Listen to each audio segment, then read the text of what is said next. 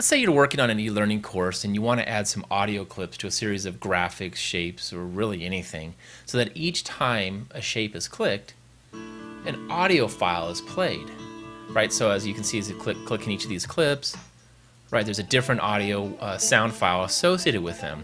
But if you look over in, say, the menu, you'll notice that we don't have any menu additional slides here. It looks like it's all happening on one slide.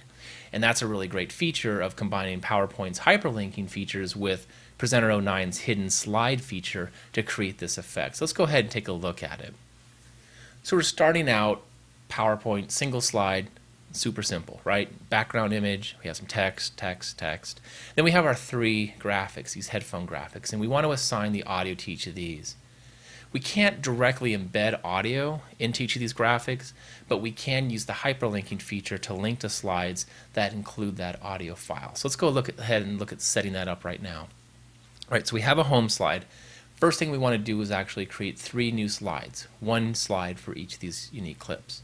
So we can right-click on a slide and just choose duplicate, or I can select the thumbnail and click Control-D, Control-D, which is a little bit faster. So we just duplicated those slides. Let's go back to slide 2. We'll make slide 2 the clip 1 slide. So we'll personalize this slide so there's some visual feedback for us. Most likely if you're working on a course, you'll have that unique content for that, but we'll just change the title right here. So we'll make that clip 1. Coming down here, we'll make that clip 2, 02, and then clip 03. Right, so we're not doing anything other than just labeling some headings right here. Now we want to go ahead and create the hyperlinks for these buttons so we can move around the slides. We'll go back to slide 1, which is our start slide. I'm going to just go ahead and select these. Let me minimize. Right click on one of those and I'm going to select hyperlink. And from there, I can come to places in the document and tell it which clip I want it to navigate to. In this case, I want it to go to clip 1, select the next graphic, hyperlink, clip 2,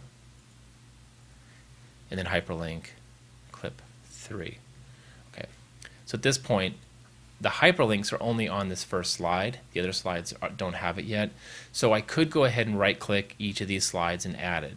Faster way at this point is just to select these hyperlinked graphics, Control-C, come in over here, and then I'll just delete these, shift-click them, and then Control-V and paste the graphics from this first slide on there.